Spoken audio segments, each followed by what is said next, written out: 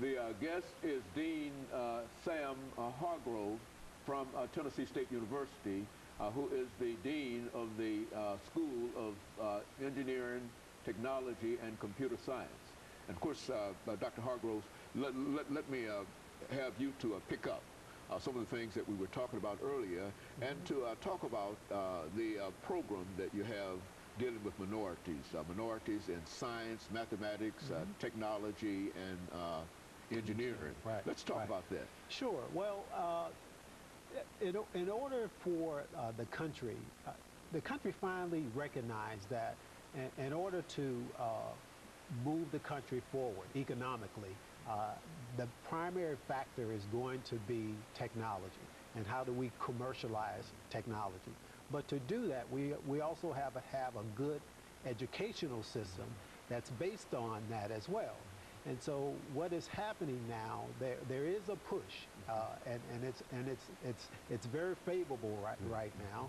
This push called the STEM Education Initiative: science, technology, engineering, and mathematics. And so this was primarily kicked off, even though there's surely an economic need, but kicked off by actually the President, Obama. He initiated a campaign about a little more than a year ago called Educate to Innovate. Okay. And that is his push, his campaign, along with the fiscal resources, to promote quality education in the science, technology, engineering, and mathematics area. He, along with others, recognized that across the globe that when you compare our educational system amongst others, we rank somewhere between 12 and 17.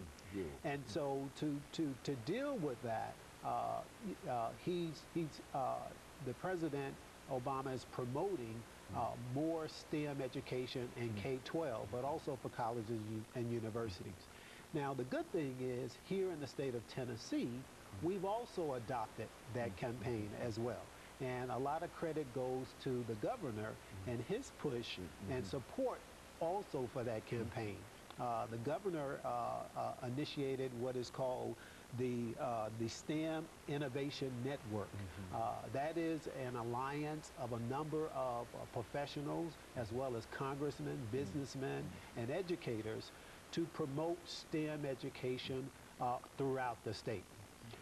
One of the challenges is that only about 23% of the college student population major in a STEM area. But unfortunately, only about 40% of them actually graduate. So we're losing 60% of the students that choose a STEM discipline as a major, and they either choose something else or drop out of college or what have you. That's a great loss. Say something about that, because you're talking about a technical area, and to lose that many, and I guess that might be the whole issue. Well, that is the issue. In terms of the pipeline that has a lot of holes in it, that's a big challenge. And recognizing that there's a tremendous need of a STEM educated workforce to commercialize technology, to develop technology, and the technology actually adds to the quality of life that you and I live. And that's why the United States is now, the leading economic power that it is now.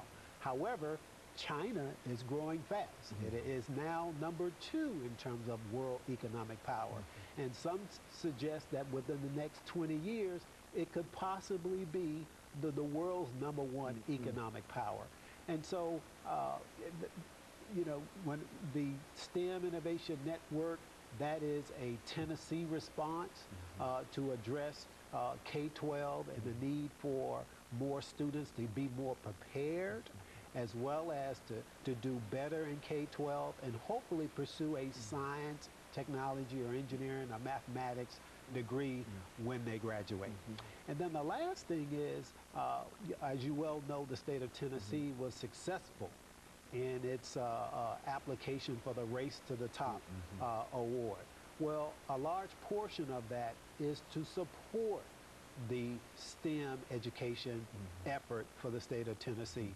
And that's very positive. And the state of Tennessee recognizes that there's a tremendous need for its workforce to be highly educated, to produce graduates in that field, to be entrepreneurs, to work for major corporations that are here in this wonderful state.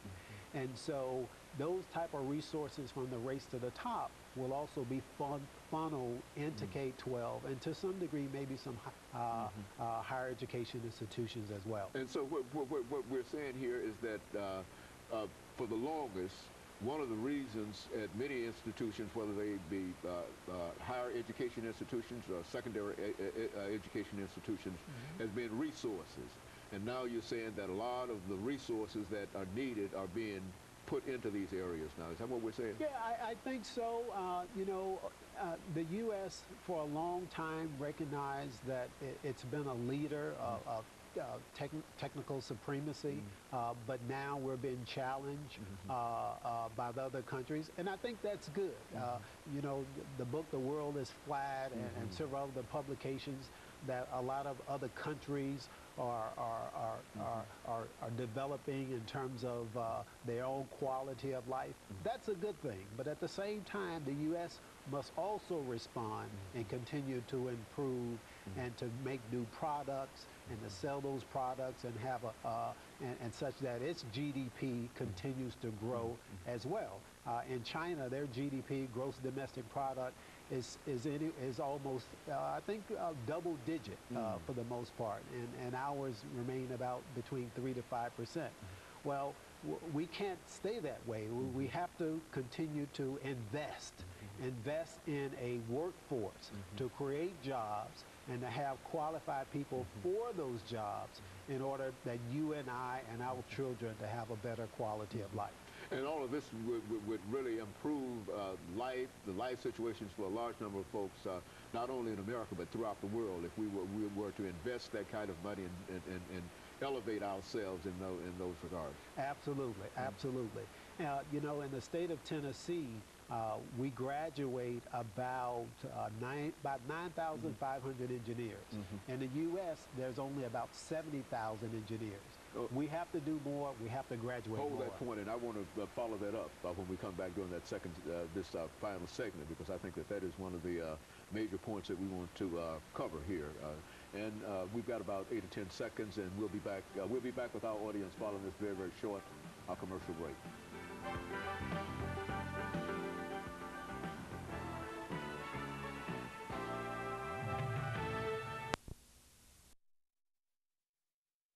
Dean of the School of